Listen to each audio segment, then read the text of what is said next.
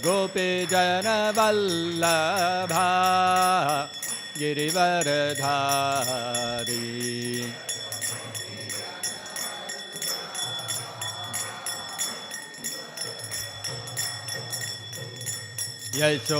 यशोदनन्दन व्रज जनरञ्जना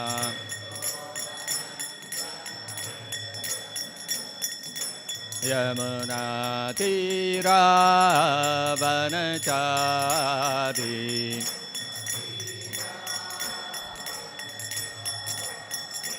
यमुना तीरावनचारी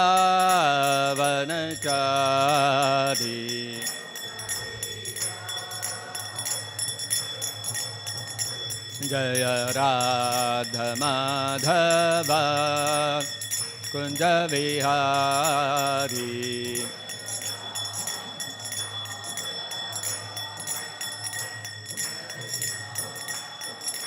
जय राधा माधव कुंज विहारी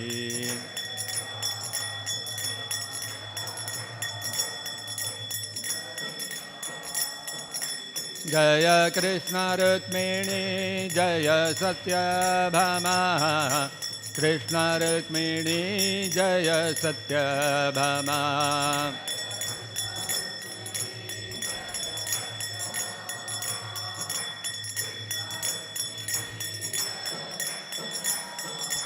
जय गौरनिताय जय गौरनिताय गौरनिताय जय गौरनिताय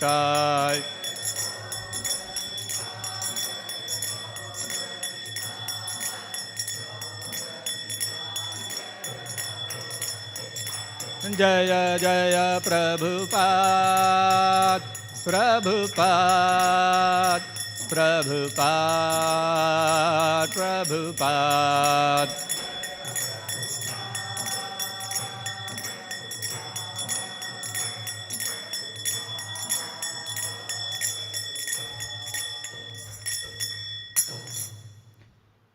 जय विष्णुपाद परमंस परिव्राजकचर्यष्टोत्तर शत Shri Shrimad divine grace AC Bhaktivedanta Swami Srila Prabhupada की जय जय विष्णुपाद परमंस परिव्राजकचर्यष्टोत्तर शत श्री श्रीमद डिवाइन ग्रेस श्रील भक्ति सिद्धांत सरस्वती गोस्वामी महाराज की जय अनंत कोटि वैष्णव वृंद की जय प्रेम से कहो श्री कृष्ण चैतन्य प्रभु नित्यानंद श्री अद्वैत गदाधर शिवासादि गौर भक्त वृंद की जय ग्रंथराज श्रीमद्भागवतम की जय श्री श्री कृष्ण रुक्मिणी सत्यभामा की जय श्री श्री गौरनिताय की जय जगद्गुरु श्रील प्रभुपाद की जय निताय गौर प्रेमानंदे हरि हरि बोल। ओम नमो भगवते वासुदेवाय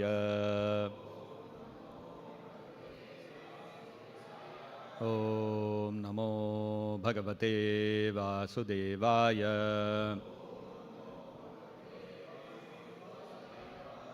ओम नमो भगवते वासुदेवाय।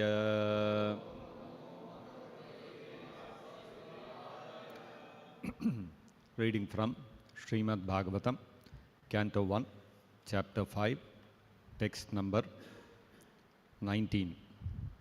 Na vai janaha jatu kathanchana avrajen न वै जनो जातु कथंचना व्रजेन न वै जनो जातु कथंचना व्रजेन मुकुंद सेवी अन्यवद अंग संसृते मुकुंद सेव्यन्यवद अंग संसृते मुकुंद सेव्यन्यवदंग संसृते स्मरन् मुकुंद अंघ्रि उपगूहनं पुनः स्मरन् मुकुंदांघ्रि उपगूहनं पुनर् स्मरन् मुकुंदांघ्रि उपगूहनं पुनर्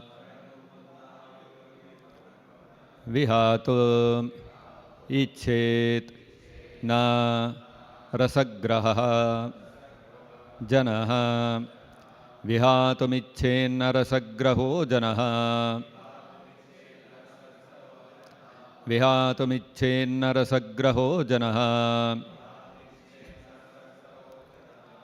Navaijano Jatu Katanchana Vrajen Mukunda Sevyanyavadanga Samsrite Smaran Mukundangri Upaguhanam Punar Vihatumichen Narasagraho Janaha Navaijano Jatu Kathanchana Vrajen Mukunda Sevyanyavadanga Samsrite Smaran Mukundangri Upaguhanam Punar Vihatumichen Narasagraho Janaha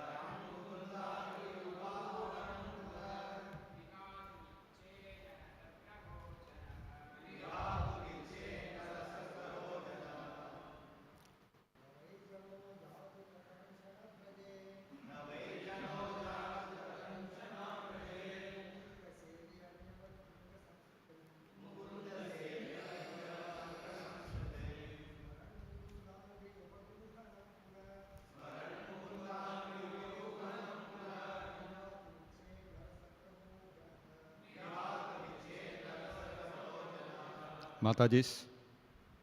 Anybody?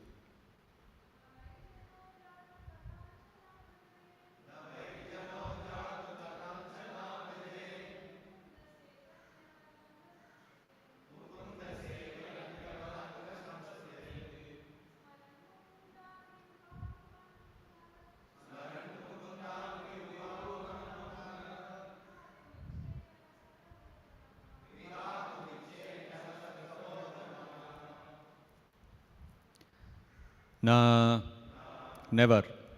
Why? Certainly. Janaha, a person. Jatu, at any time. Kathanchana, somehow or other. Avrajet, does not undergo. Mukunda Sevi, the devotee of the Lord. Anyavad, like others. Anga, O my dear, Samsritim, material existence, Smaran, remembering, Mukunda Angri, the lotus feet of the Lord, Upaguhanam, embracing, Punaha, again, Vihatum, willing to give up, Ichet, desire, Na, never, Rasagraha, one who has relished the mellow. Janaha, person. Translation and purport by His Divine Grace Srila Prabhupada. My dear Vyasa, even though a devotee of Lord Krishna sometimes falls down somehow or other, he certainly does not undergo material existence like others, fruitive workers, etc. Because a person who has once relished the taste of the lotus feet of the Lord can do nothing but remember that ecstasy again and again. Kindly repeat. My dear Vyasa, even though a devotee of Lord Krishna sometimes falls down somehow or other, he certainly does not undergo material existence like others, fruitive workers, etc. Because a person who has once relished the taste of the lotus feet of the Lord can do nothing but remember that ecstasy again and again. Purport by Srila Prabhupada. A devotee of the Lord automatically becomes uninterested in the enchantment of material existence because he is rasagraha, or one who has tasted the sweetness of the lotus feet of Lord Krishna.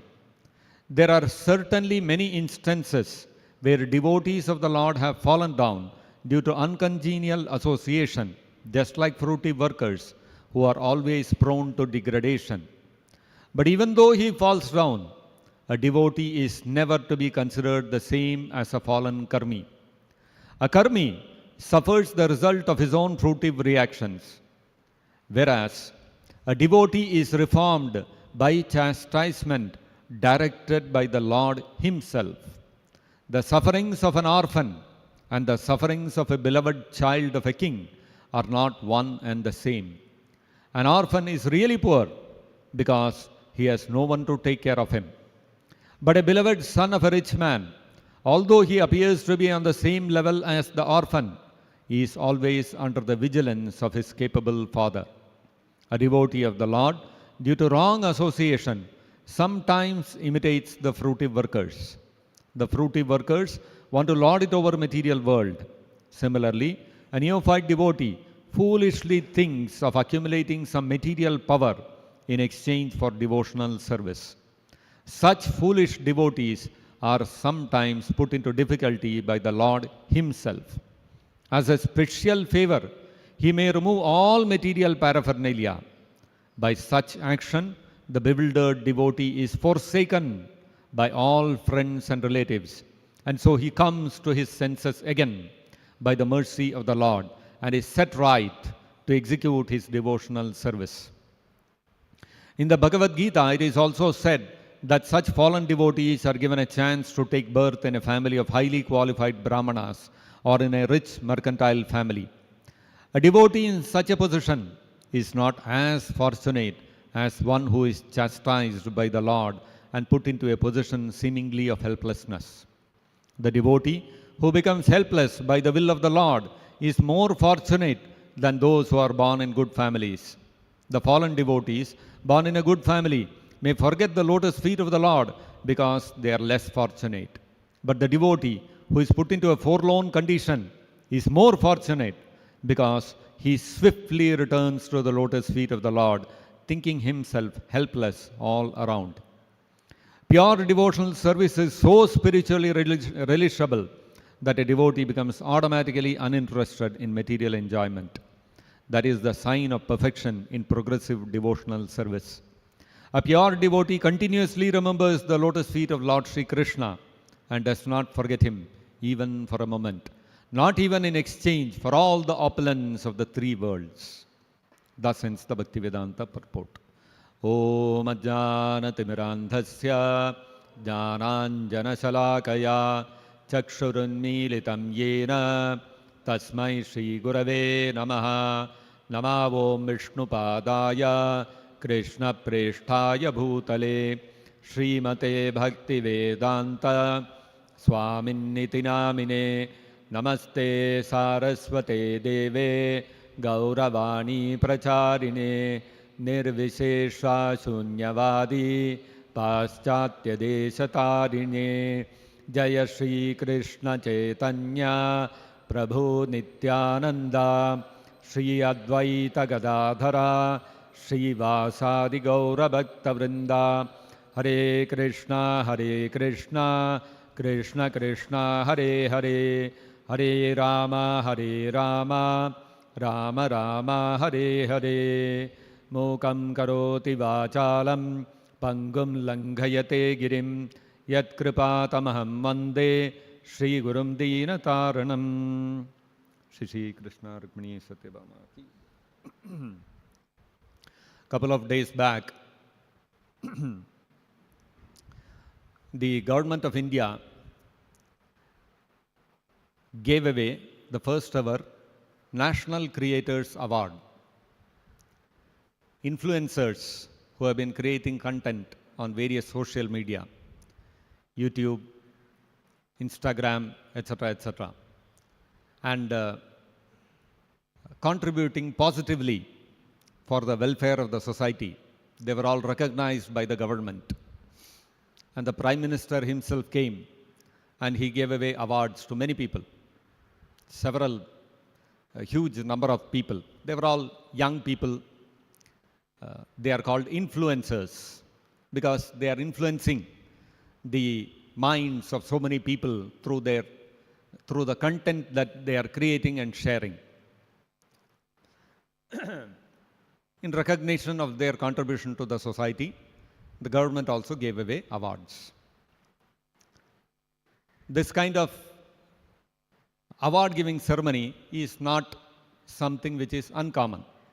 We all know somebody does any good work, one can expect that he will be awarded in some way or the other.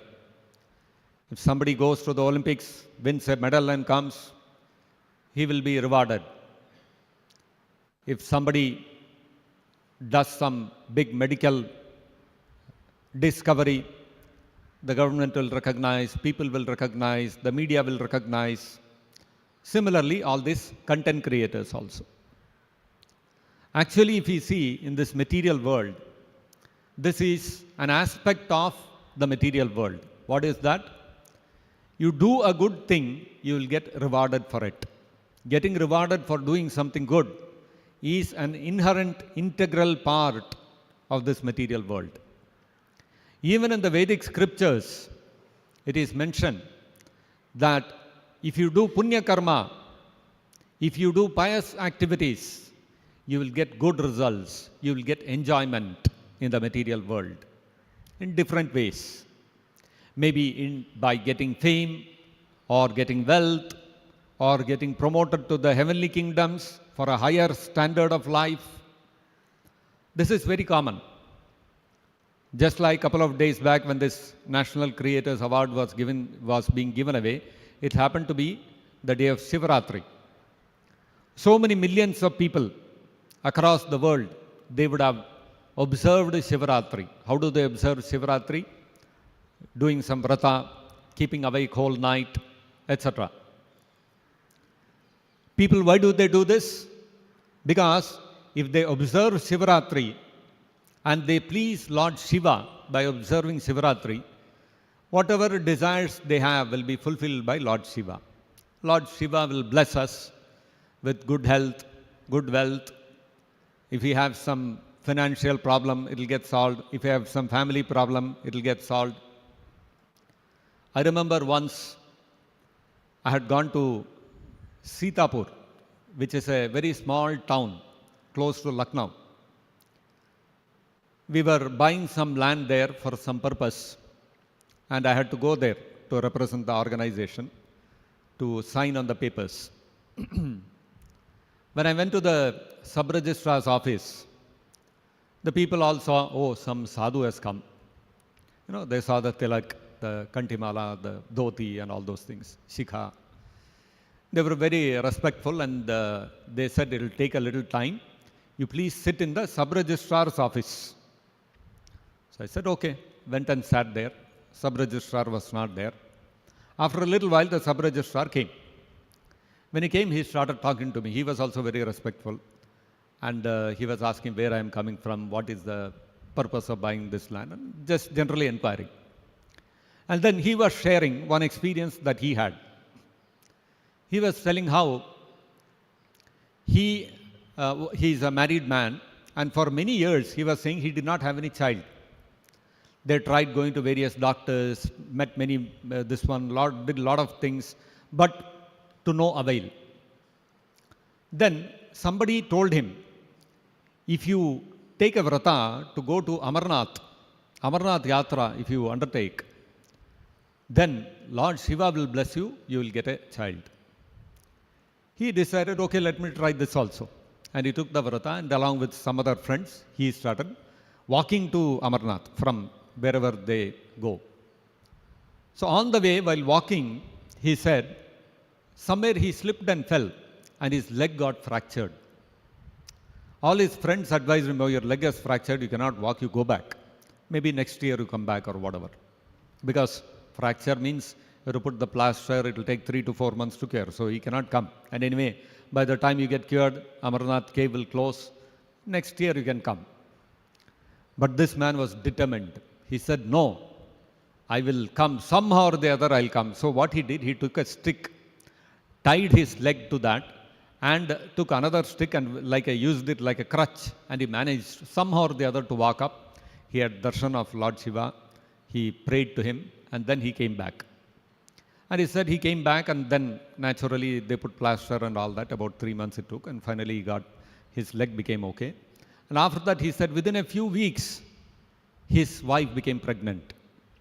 And he was saying, Babaji ki kripa hai. It's only Amarnath ji, Baba, Lord Shiva, who has blessed me. Otherwise, it would never have been possible. You see how people, they take a lot of vratas, lot of austerities to please the various devatas, so that they can get they have some problem to be solved, they have some familial problem, they have some financial problem, or they desire to possess something. I want a good job, I want good marks in the college, I want to get a good job, I want to go abroad, I'm not getting the visa. There is a temple in Andhra, it is called Visa Balaji. Those who don't get visa, they go there, they pray and do one archana or something is there, and after they come back, they'll get the visa. Very famous. So you want a visa, you go and worship, you go and pray to the Lord. This is very common. So you do a punya karma, you will get a good result in return. This is an inbuilt feature into this material world. And even if you are an atheist or something like that, you have that innate propensity, innate wiring in the heart, in the brain, that if I do something good, I should get some good result in return. I should get awarded for my good work. It is an innate thing. It is an inbuilt feature of this material world. Now, in the Bhagavad-gita, Krishna in the 6th chapter informed Arjuna, he delineated, he explained in detail, or maybe concisely, how we have to perform Ashtanga Yoga. The process of Ashtanga Yoga was described by Lord Krishna to Arjuna in the 6th chapter. And Krishna was encouraging Arjuna to become a yogi. When Krishna explained all this, Arjuna developed a doubt in his mind. Why? Because the process of Ashtanga Yoga which Krishna was describing appeared very difficult for him. You have to practice very strict brahmacharya, you have to cut off all your family ties, you have to take sannyas, go to the forest, and there you have to live only on fruits and roots, and then you have to, so many rules and regulations you have to follow. Not easy, very difficult. We cannot even dream of staying outside the house one day. Suppose due to some reason we are not able to go back home and we have to sleep on the street. Will we be peaceful? Our heart will be thudding with fear. What will happen? Somebody comes and attacks me. What will happen? We will not be able to sleep the whole night. Now you have to go to the forest, not even the city. And there you have to live all alone. Who can do all these things? Arjuna developed a doubt in his mind. Such a difficult process. Suppose I jump into this. Krishna is telling me, I agree and I start doing this. Suppose because of the difficulty I am not able to complete it. What will happen to me? Therefore, Arjuna asked Krishna, Ayatihi Shraddhayopeto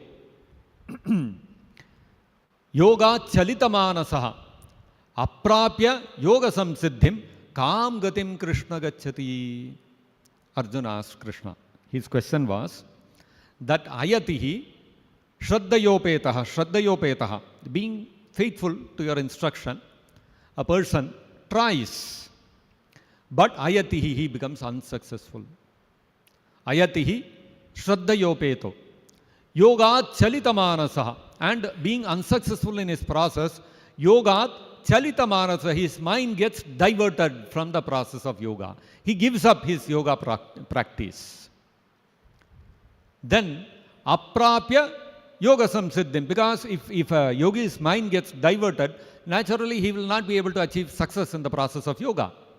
So, yoga samsiddhim aprapya, without attaining the perfection in the yoga process, if his mind gets diverted and he becomes unsuccessful, kam gatim, what will be his destination? Krishna, oh Krishna, what will be his destination?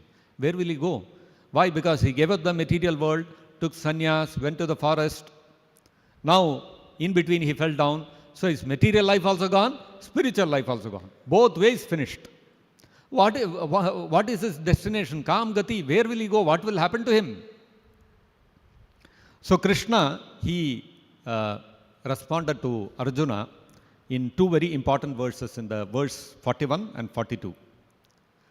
Krishna replied to Arjuna, Prapya punyakritam lokan ushitva shashvatihi samaha Srimatam Suchinam Srimatam Gehe Yoga Brashto Vijayate. Such a Yoga Brashta. Yoga Brashta means one who has fallen away from the path of yoga.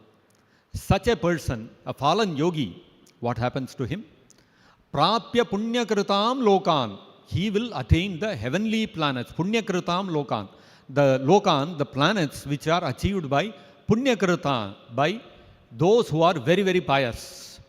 Such a planet he will attain. Somebody lives in the material world, he is living with his family, in the society, he is executing all the karma kanda portion of the Vedas, he is having his job, and he is doing all different kinds of dana, tapasya, vrata, etc.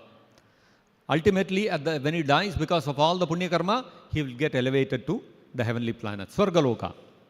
Now this yogi has given up all these karmas. He is not doing any karma kanda portion of the Vedas. He is not worshipping any devata. He is not worshipping Lord Shiva, Lord Ganesha, Durga, nobody.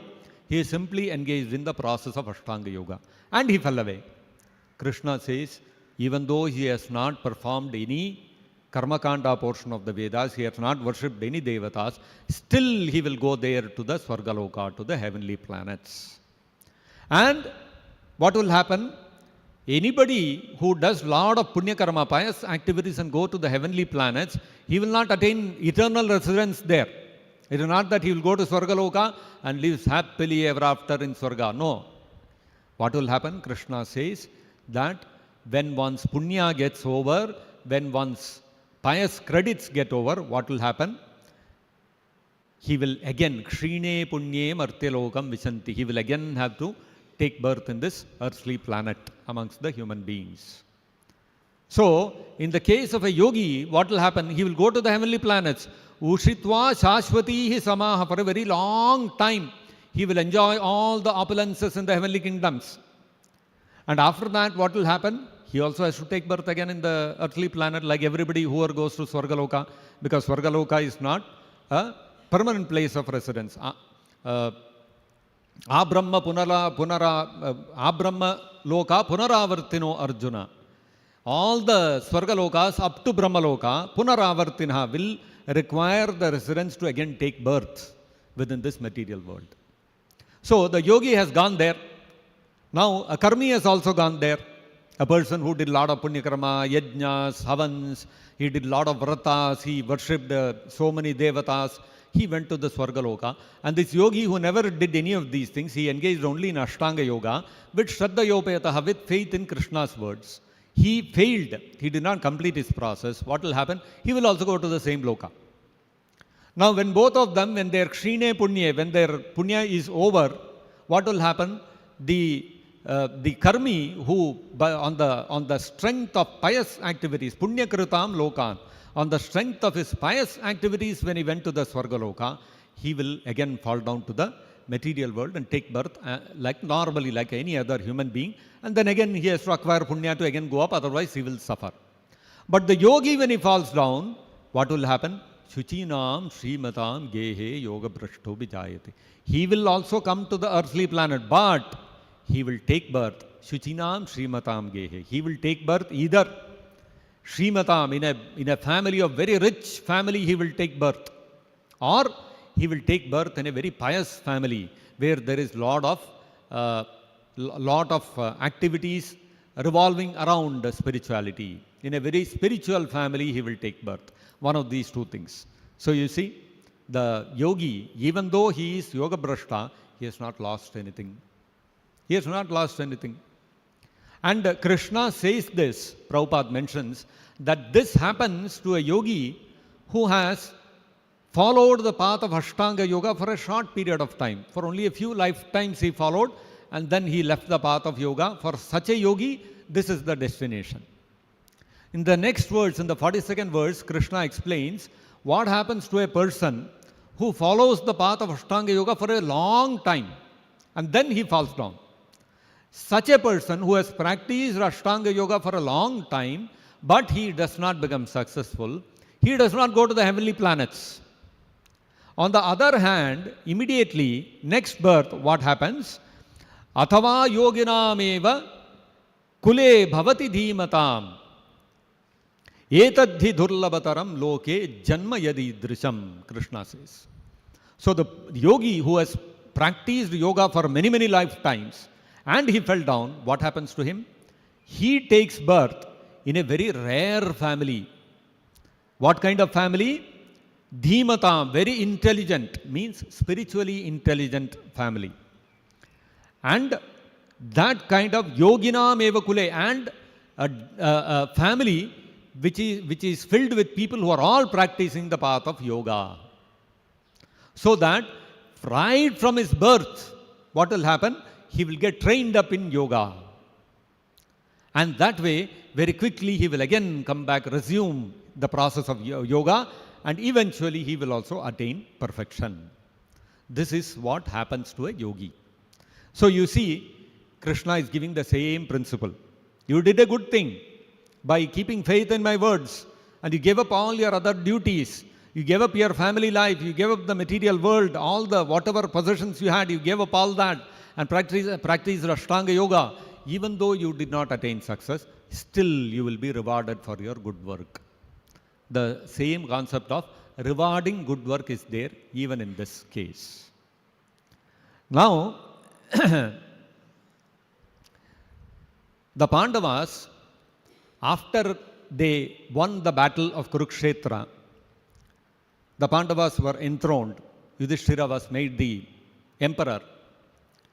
And after he became the emperor, Yudhishthira Maharaj desired that let me conduct one Ashwamedha Yajna.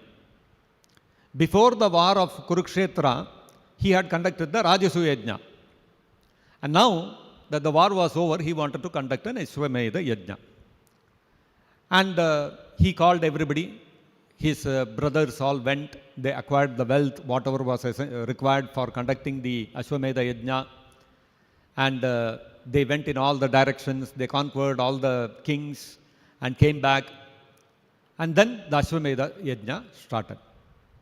After the Ashwamedha Yajna concluded, Yudhishthira Maharaj approached Krishna, because Krishna had also come. They had invited Krishna also. So he approached Krishna and he asked Krishna, Krishna, I have one doubt. What is that doubt? How is it that we see that Lord Shiva is living in a very simple way? He does not have any opulence. If you see him, he wears just one deer skin. His whole body is covered with ashes. You don't see Lord Shiva wearing any gold chain, diamond necklace. He doesn't wear any ornaments. He will have only one Rudraksha mala. Hair is all matted. There is no beautician coming and dressing his hair and all that. His hair, he doesn't even bother to even comb his hair. They're all matted. And all the time, and he doesn't even have a house. Forget about a palace. Doesn't even have a house. He lives on top of the Kailasa mountain. And so one may think, what is this? Shiva is so poor. Poor fellow. He has no opulence. But who is his wife? His wife is Durga. And Durga is the Swayam material nature, material energy. The whole material manifestation is running under her control. If she wants, what all can she not provide to Lord Shiva? But Lord Shiva doesn't bother. He is not interested. He says, I will live in the open and I will keep meditating upon Krishna. I am not interested in any of those things. This is how Lord Shiva lives. And there is Lord Narayana. whose devotee is Lord Shiva. Lord Shiva is the devotee of Narayana. And Narayana, how does he live? Look at Vaikuntha. In his chest, there is the Srivatsa. And there is the Kaustuba gem. It is most precious gem. And his head is decorated with a wonderful golden crown, which is fitted with all precious diamonds. And he is wearing a dress made of yellow silk, which is dazzling like lightning. And he is so beautiful, just like a blue lotus, which has just now it has blossomed like that. And beautiful lotus-like eyes. And he is surrounded by devotees who are all singing his praises. And there is somebody doing chamar, somebody is offering him a slipper to wear, golden slipper to wear. And Lakshmi Devi resides on his chest. Lakshmi Devi Swayam is sitting and she is massaging his lotus feet. So, immense opulence Narayana has. Completely in contrast to Lord Shiva. Now, Yudhishthira Maharaj's question is not about why there is so much difference in opulence between the two of them. His question was, you see Lord Shiva and Lord Narayana, complete opposites in terms of the opulence that they possess. But if you look at their devotees, Lord Shiva's devotees are the most opulent. They will acquire all riches, they will acquire all power, fame, everything comes to them. And you look at Narayana's devotees, they will be in abject poverty. They will not even have a proper cloth to wear. What is this disparity? I am not able to understand.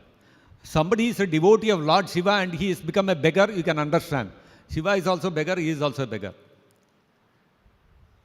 Of course, Shiva is not an ordinary beggar, he is a transcendental beggar. And if you look at Narayana, he is opulent, more opulent than any king. And his devotees are opulent, you can understand. Okay, the opulent Lord they are worshipping, they also become opulent. But exact opposite is happening. Those who become devotees of Lord Shiva, they become very opulent. Then why Narayana's devotees are always in poverty? This was Yudhishthira Maharaj's question. Because the Pandavas had gone through this practical experience. They were great devotees of Lord Krishna. And the majority of their life was all in the forest and fighting and all these kind of things. Their wealth was taken away, they were dishonored, their wife was disrobed, all kinds of things. Their children were all killed, everything taken away from them. So this question came from Yudhishthira Maharaj. So Krishna replied. He said, Yasyaham anugrihnami harishye tadhanam chanaihi tato adhanam tyajantyasya swajana dukkha dukkhitam. Krishna said, Yasyaham anugrihnami. We have seen this principle, right? Even in the Vedas, even in the Bhagavad-gita, Krishna is saying, you do a good thing, you will get rewarded. Krishna is saying, Yasyaham anugrihnami. Those whom I really bless, I am rewarding somebody for their devotion to me. How do I reward them? Harishye tadhanam chanai. I take away all their wealth.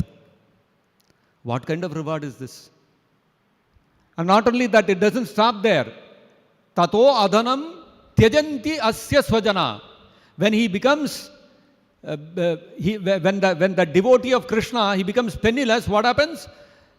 All his swajana, all his relatives, tyajanti, they give him up, they reject him. All his friends, relatives, everybody will leave that person and reject him, saying, this fellow is useless, reject him. So what? Krishna took away his wealth, Krishna took away his sajana also, his relatives, his friends, everybody Krishna took away. And Krishna is saying, this is my anugraha, this is the way I reward my devotees.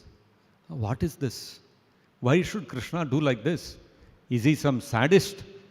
If there is a sadist, he will do all this kind of thing. He experiences happiness in giving distress to others. That is what a sadist is. So what is Krishna, a sadist or what? So Krishna explains in the next verse.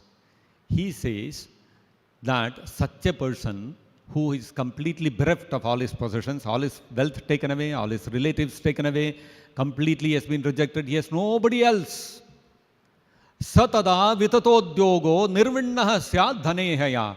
When a devotee is put into such a situation, what happens? He becomes frustrated and he says, satada vitatodyogo. He says, enough. I endeavored so much. I earned so much wealth, so many relatives. I pleased them in every way. I took such good care of them. Finally, everything gone. Enough. I don't want to again work in this direction. Over. Nirvinnaha syat dhana ihaya. And he says, I am retired. I will no more earn money. Enough. I'll take a retired life. And what happens? Then, matparaihi krita maitrasya. Then he feels, now all my friends, my relatives, my wealth, everything gone. What will I do? Matparaihi krita maitrasya.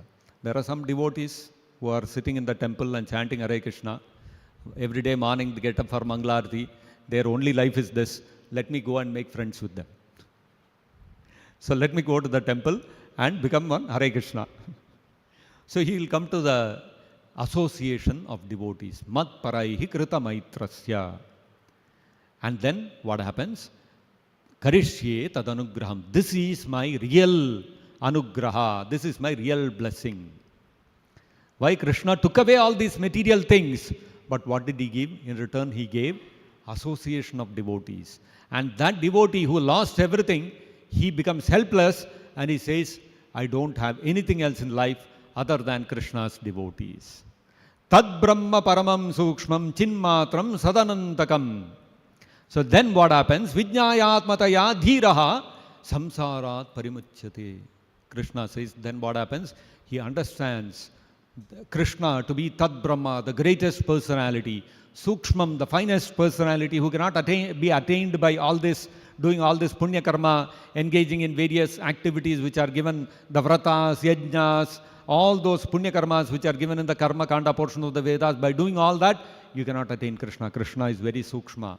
You can attain Swargaloka, you can go to the Devata Lokas, you can attain the Swargalokas, but you cannot go attain Krishna.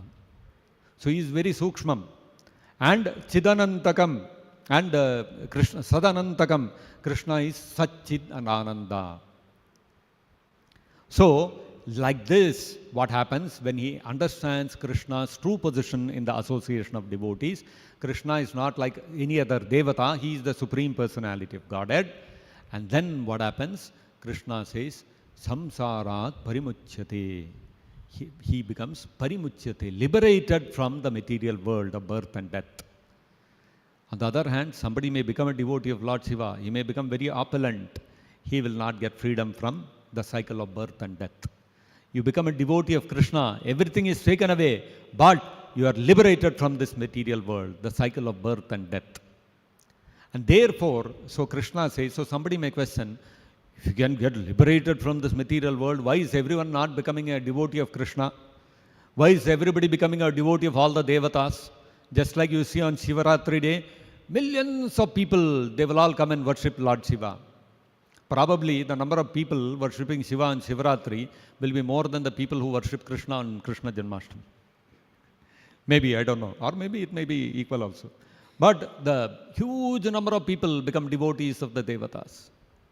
So why don't everybody become a devotee of Krishna? Because he can get liberation, which you cannot get from any of the Devatas. Krishna says, Ato mam suduraradhyam. So worshipping Krishna is not easy. Duraradhyam. Why? Because if you worship Krishna, you should be ready. All my wealth will be taken away. All my relatives will be taken away. I'll be rejected. I'll become a nobody. I'll become a beggar in the street. Very difficult. Who can accept this? If you tell anybody, come, sit here, chant Hare Krishna, as a result, you will lose all your wealth, all your education, everything. The guy will run away. So Krishna says, Ato mam suduraradhyam hitvanyan bhajate janaha. So the general mass of people, what they do, hitva, they give up Krishna. They say, if I come to Krishna, very difficult pa. Many people we go and tell them, why don't you read Bhagavad-gita? Bhagavad-gita? No. They will touch on the head. I cannot take Bhagavad-gita to the house. If I take to the house, some problem will happen. No, I will not take Bhagavad-gita. People are afraid of Krishna. You tell them, take Shiva Purana, take this, that, take Hanuman Chalisa, people will happily, they will take. So that's why Krishna says, Hitva anyan bhajate janaha. So the people, They are very comfortable worshipping all the devatas, but they will not come to Krishna, they will not surrender to Krishna. So, then when these people, when the others go to the devatas and worship them, what happens? Tatastha ashutoshebhyo labdha rajyashriyodhataha. What happens? These people, they will tatastha ashutoshebhyaha. These devatas are ashutoshebhyaha. They are very easily pleased. You do one small vrata, you sit, you follow the vrata of Shivaratri, you wake up the whole night, offer some Ganga Jal to Lord Shiva, he'll be pleased. Whatever you ask, Ashutoshebhya, immediately he will grant. This is how all devatas are there. You go to Lord Ganesha, break 108 coconuts, all your vigna will be taken away. Very quickly they will give you the results. You come to Krishna, you come and ask him, you go to him and pray to him, Krishna, I will chant 16 malas of Hare Krishna Mahamantra every day. I should get a promotion in my job and I should get a hike in my salary. Please help me. What will happen? Your job will go. You'll get thrown out of your job. No more promotion also. Job also gone. If you go to the devatas, very quickly they will give the results. Krishna will not give you the results immediately. Therefore, what happens is, so somebody may say, that, then why should I come to Krishna? I'll go to the devatas only. No. Although Ashutoshebhya, they very quickly give you the results, Labdha Rajya Shriya, you can get wealth, Shriya, Labdha Rajya, you can get even a kingdom, you can even rule over the earth if you worship Lord Shiva, Ganesha and all these devatas. But although you become very quickly opulent like this, what happens to the devotees of Lord Shiva? The downside, the devotees of the devatas, the downside is Uddhataha. They become very arrogant and puffed up. And becoming arrogant and puffed up, what do these devotees do? They will mattah pramattah. They become mad. They become totally intoxicated with that wealth and that opulence which has been given to them by the devatas. Mattah pramattah varadan vismayanti avijanante. And they start disregarding the devata himself. You see, the end result is the devotee of the devata will eventually become so puffed up, he will start neglecting the devata himself. On the other hand, a devotee of Krishna, when everything is taken away from him, he becomes totally helpless. He has no other alternative, no other shelter. He'll come and surrender to Krishna. Krishna, you are everything. I am nothing. Gopi Bartu Padakamalayor Dasa Dasa Anu Dasaha. We will develop the humility. I want to become the servant of Krishna. No more arrogance, no more false, puffed up prestige, thinking that I am so and so big person. Everything is taken away. All the source of our false prestige is taken away by Krishna. So Krishna taking away our wealth is for our own welfare, so that he takes away our false prestige. He is not interested in our wealth. Why is Krishna interested in our wealth? Krishna says in the Bhagavad-gita that Bhoktaram yajna tapasam sarva loka maheswaram. Krishna is actually the enjoyer of all the sacrifices, vratas, whatever you are doing. You are thinking I am performing this vrata to satisfy this devata, but actually the result is ultimately going to Krishna, because he is the Yajnesha, he is the master of all sacrifices. And Sarva Loka Maheswaram, he is the proprietor of all the universe. All the universes have been created by Krishna only. Everything that exists in this material world, including all the devatas, they all belong to Krishna. So everything belongs to Krishna. So what will Krishna do with your small few little pennies? Krishna is not interested in that. What is Krishna taking away? Krishna is not taking away your wealth. Krishna is taking away all your false prestige, so that you give up your dependence on these temporary things, illusory things, and you depend upon Krishna. This is the real mercy of Krishna. This is the real anugraha of Krishna. And as a result of that, what happens? Samsarat parimuchyate. We can gain liberation from the cycle of birth and death. The complete, all the miseries of the material world, once for all solved. No more miseries. You don't have to go to anybody else again. This is the effect of coming and becoming a devotee of Krishna. And that is why you will see devotees of Krishna are sometimes put into difficulties. Why? Not because of their karma, not because of their, as a reaction of their past sinful activities, but because Krishna personally wants to take them through that as a matter of reformation. This is Krishna's plan. And therefore, Prabhupada is saying in the purport today that a really fortunate devotee is not one, as Krishna told in the Bhagavad-gita, where he elevates him to the Swargaloka and then makes him take birth in a rich family or a very pious family, or he blesses that yogi with a birth in a family full of yogis. That is not the real blessing of Krishna. If Krishna is really blessed someone, he will take away all his possessions. And this is the real blessing of Krishna. So, there are three wonderful examples in the Srimad-Bhagavatam which demonstrate this. First example is the example of Bharat Maharaj. Bharat Maharaj became a devotee of Krishna and he gave up everything. He executed devotional service, but he became attached to a deer. What happened? Krishna took away his human form of life from him. And Krishna told in the Bhagavad-gita, yogi falls down, he will give him residence in Swargaloka, or he will give him birth in a yogi family. What did Krishna do to Bharat Maharaj? He made him a deer. He took away his human form of life. But what was the end result? End result was Bharat Maharaj, in the deer form, he remembered his previous life and he said, I will not do this mistake again. I will stick only to Krishna. Next life he became Jada Bharata and he perfected his life and went back. You see? It appears like Krishna took away from Bharat Maharaj. What is this? Bharat Maharaj dedicated his life to Krishna. Krishna took away his human form also. But Krishna blessed him in such a way that he remembered his mistake and he corrected it and came back to God. Just one life back to Godhead. No Ushitva Shashwati Shamaha, he has to spend thousands of millions of years in Swargaloka and then again take birth, again perform yoga. No, one lifetime finished. This is how Krishna acts with his devotees. Second example, which is given in the Bhagavatam, is the example of Indradyumna. King Indradyumna was also a great king. He was a pious king. He gave up his kingdom, went to the Himalayas, and he became a yogi. What happened? Due to a curse of a devotee, he offended a rishi, a sage. Because of that, next lifetime he became an elephant, Gajendra. So one can think, what is this? He became a devotee of Krishna. At least Krishna could have given him a human form of birth, made him an elephant. But what was the end result? Vishnu personally came and delivered him. One lifetime finished.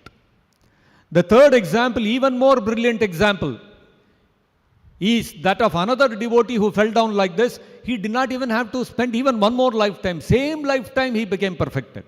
Who was that? Ajamila.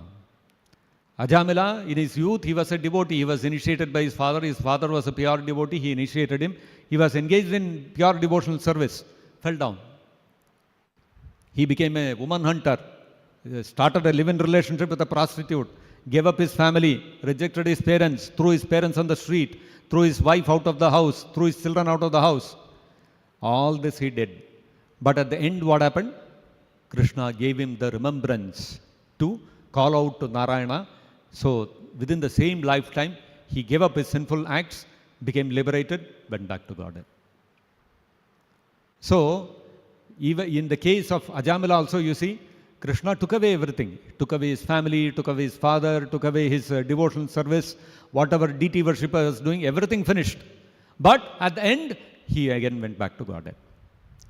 So that is why the real mercy of Krishna upon a devotee is when Krishna sees that this devotee is foolishly engaged in sense gratification. Although at heart he is my devotee, Krishna takes away everything. And that makes the devotee helplessly surrender solely unto Krishna and perform Ananya Bhakti. He gives up his Mishra Bhakti, yoga, all these things, and he says, I don't want anything else. I want only Krishna. This is the real mercy of Krishna, which so even though a devotee is put into such difficulty, he cannot give up the devotional service of Krishna, which is what is Narada Muni's instruction. Even though a devotee of Lord Krishna sometimes fall down somehow or the other, sometimes falls down somehow or the other. Kadanchana vrajen mukunda sevi anyavad anga samsrutim. He certainly does not undergo material existence like others, like the fruity workers, because a person who has once relished the taste of the lotus feet of the Lord, Mukunda Angri, Smaran Mukunda Angri Upaguhanam. He constantly remembers. He can do nothing but remember the ecstasy of serving the lotus feet of Krishna. And so he cannot stay away from the path. Eventually he will come back. So this is the revelation by Narada Muni, because in the 17th verse, Narada Muni had told Vyasadeva, Tyaktva sudharmam charanam bhujam harer bhajan apakva tapatet tato yadi kvava bhadram abhudamushyakim. Narada Muni had told Vyasadeva that one who has forsaken his material occupations to engage in the devotional service of the Lord may sometimes fall down while in an immature stage, yet there is no danger of his being unsuccessful. So why? Because, as he is saying today, although the devotee may appear to have fallen down, he cannot forget the taste of that nectar of serving the lotus feet of Krishna, which he experienced when he was a devotee. That experience will never go from him. Eventually, in a very short span of time, he will again come back, resume his devotional service, perfect it, and go back to Godhead. So so why should one not engage in the devotional service to Krishna? There is no harm at all in rendering devotional service to Krishna. As Krishna assured in the Bhagavad-gita, that Svalpamas apyasya dharmasya trayate mahato bhayat. Even a little advancement we do on the path of devotional service, it can save us from the greatest danger. Neha bhikramanashosti pratyavayo na vidyate. There is no diminution on this path and there is no loss. Even if one is not successful in one's attempt, eventually he will again come back very quickly and eventually he will become successful. There is no question of being unsuccessful on the path of Ananya Bhakti. This is the message that we can understand. So we'll stop here. Grantharaj Srimad-Bhagavatam ki jai, Jagat Guru Srila Prabhupada ki jai, Nitai Gaur Premanande Hari Hari Bol.